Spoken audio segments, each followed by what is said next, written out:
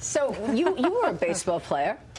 I was just a high school baseball player that couldn't hit curveballs and all the stuff that these. I told him privately just now that the hardest thing in professional sports is for these batters to hit professional pitching. There's nothing harder than that. And what this man did all his life is extraordinary. It's an honor to be sitting next to him. The pitching's not that much different from high school to the big leagues. It's about the same. Cal, I want to ask you. We're talking about you being the Iron Man. You played at such a high level for so long. This is a business channel. What advice do you have for people about performing consistently at a high level for long periods of time? That's What's the key to being able to do that? Yeah. You know, I have an attendance record, and you can't really accomplish anything unless you're willing to come in, roll your sleeves up, and get to work. I guess it's your definition of what consistency is. To me, we have a new challenge each and every day, and sometimes you can't always have your best stuff that particular day, but you got to find a way to contribute in other ways. And that would be my advice: is to try to figure out how you can contribute each and every day to move the ball forward, or in our case, to win a game. Even on days when you're not at your best, just find a way, some way to contribute. You got to figure out how to play hurt, and hurt meaning something less than 100%. I think all big league players come into spring training, they might be 100% then, and there's some level down from that. And if you can get the confidence to figure out how you can make contributions at less than your best, then you're a more valuable employee. I like that advice. Dagan McDowell's in New York. Go ahead, Dagan. Hey, Cal, it's Dagan McDowell. Do you think, though, that professional athletes, like a lot of men in this country, have gotten soft?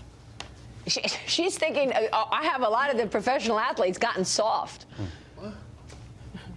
What do you mean, Dagan? He doesn't hear you. What do you mean? Sorry. I can't hear the question. Okay. But anyway, reacting to that is that I don't want to be an old baseball player that looks at it and says, oh, it was tougher and better when I played.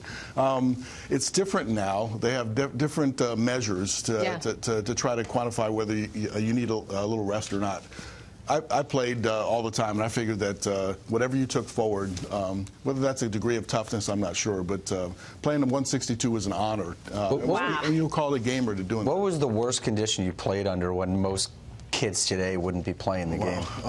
I played through a herniated disc in my back in 1997, and that was after the record was broken. So it really wasn't about that. We were good. We were beating the Yankees from the first day of the season to the last. And they were pushing us a little bit, and I had a herniated disc, and I was faced with this decision. I've been through these rebuilding processes. I want to play now. That's a pro. So I asked the doctor if I could play through that, and he said if I could do any damage. He said no, and I said, well, I'll try. Wow. It was painful. Cal, I want to ask you about this NFL national anthem protest, because they're spreading to other sports, right? I mean, President Trump and Vice President Pence released a petition yesterday asking for signatures and from supporters who believe in standing for the Star-Spangled Banner.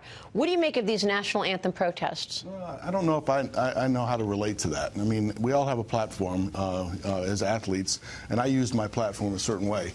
I never thought to use it in a way that is being used now. But if you do, there's a risk. There's consequences to those sort of actions. And if you're okay with the consequences, then by all means go ahead. But I wouldn't do it. Yeah, General, I know how you feel about it. No, I just think that, listen, the national anthem, it's a sacred thing. It's a thing that brings the whole country together. Yeah.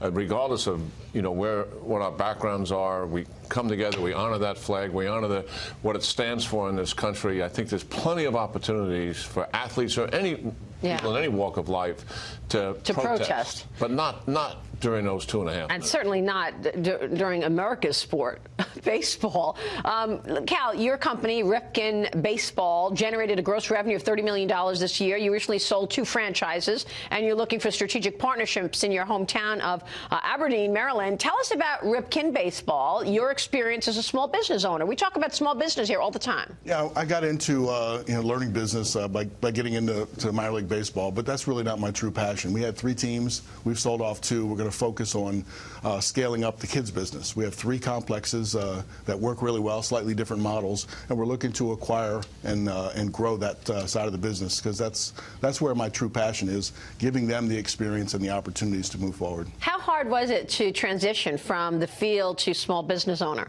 It was different. I mean, Yeah. it feels like you gave everybody else 20 or 25 years head start, and so you had to learn, and each day was a learning curve. But now we're getting our feet underneath us a little bit, and making business decisions is a lot about common sense and gaining your knowledge in whatever business you're in. Yeah. When you look at baseball today, what strikes you most in terms of change? How's the game changed? How's everything changed? Well, and I keep thinking, my dad used to say that things go in cycles, but I think the biggest difference is probably athletes are bigger, stronger, faster. The bullpens are more specialized. They throw harder throughout the lineup, and you have to be ready to adapt to many of these changes. I bet. Cal, it's great to have you on the program today. Good to be here. Thank A real you. honor. Cal Ripken Jr. there. Thank you so much.